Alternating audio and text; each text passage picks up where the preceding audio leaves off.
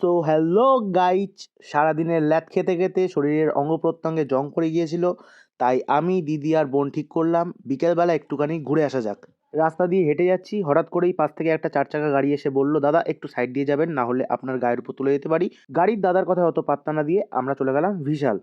এখানে এসে যা বুঝলাম, মধ্যমগ্রামের অর্ধেক লোক বাইক এখানেই রাখে, বাড়িতে কেউ নিয়ে যায় না। পাশে যে ক্যাফেটা দেখতে পাচ্ছ, এই ক্যাফেটায় নাকি শুধুমাত্র ভালো মানুষরাই যায়। আমি গেলাম, আমাকে ওরা আবার রিপিট করলো, দাদা এই ক্যাফেটা শুধুমাত্র ভালো মানুষদের জন্য। আমি ওখান থেকে মুখ ঘুরিয়ে সোজা চলে গেলাম শপিং মলে, ফুটো পকেট আর ফাঁকা মানিব্যাগ হাতে নিয়ে। ভিতরে গিয়ে আমি প্রথমে কনফিউজ হয়ে গেছিলাম যে ভিশালের মালিক ট্রেনের স্পেশাল লেডিস কামরার মতো লেডিস স্পেশাল ভিশাল খুলেছে কিনা। আমি বেরিয়ে যাচ্ছিলাম, হঠাৎ করে একজন স্টাফ আমাকে ডেকে বললো, দাদা ছেলেদের কাউন্টারটা উপরে। আমি উপরে যেতেই আমার নিষ্পাপ মন চিপসগুলোকে দেখে খাওয়ার ইচ্ছা করলো, কিন্তু আমার পকেট পড়লো।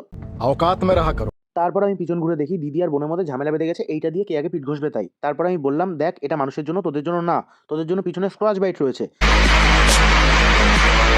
জানি না দিদি কেন রেগে গেলো, তারপর থেকে আমার সঙ্গে আর কথাই বলছে না দিদি। তারপর আমার এই সোয়েটারগুলো চোখে পড়লো। আদেও জানি না এগুলোকে কি বলে, চর্চা না থাকলে যা হয় আর কি। মনে মনে ভাবছিলাম যদি একটা কেউ গিফট করতো আমাকে।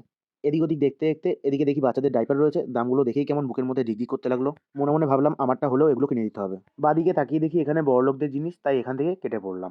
দিদি আর বোন ত্বকচর্চার জিনিস দেখছে, হঠাৎই আমার চোখে পড়লো আমার ভালোবাসা। আহা, এই চায়ের মতো শান্তি আর কোথাও পাওয়া যায় না। ও মা, হঠাৎ করে দেখি একটা কাকু মাঝখান দিয়ে ঢুকে পড়লো, আমি নেবো করছে।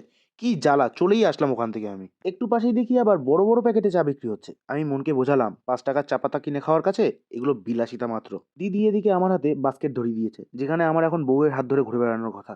বউয়ের কথা ভাবতেই এই ঘর মোছা ডান্ডা চোখে পড়লো। বিয়ে করলে নাকি এই ডান্ডাটা নেওয়া খুবই জরুরি।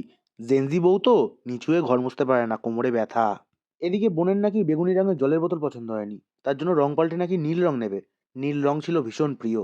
এরপর চানাচুরের কাউন্টারে যেতেই দিদি আর বোনের মধ্যে আলোচনা চলছে, শুনলাম যে বাই ওয়ান গেট ওয়ান ফ্রিতে, শুধু ফ্রিটাই নেবে। আমি বললাম, মার না খেতে চাইলে এখান দিয়ে কেটে পড় এক্ষুনি। আমি এখানে দাঁড়িয়ে কাঁচের গ্লাসগুলো দেখছিলাম, হঠাৎই একটা স্টাফ এসে বললো, দাদা এগুলোতে মাল খেলে কিন্তু হেভি লাগবে। আমি বললাম, দেখুন ওসব আমি খাই না, আমি খাই শুধু কোকাকোলার সাথে 60 ml। তারপর এই ফুলগুলোর দিকে চোখ পড়তেই মনে মনে ভাবলাম, এবার যদি একটা গার্লফ্রেন্ড হয়ে যায় এই ফুলই দেবো, ওয়ান টাইম ইনভেস্টমেন্ট। আর কোনোদিন ফুলই দেওয়া লাগবে না, এই ফুল দিয়েই ফুল বানিয়ে দেবো।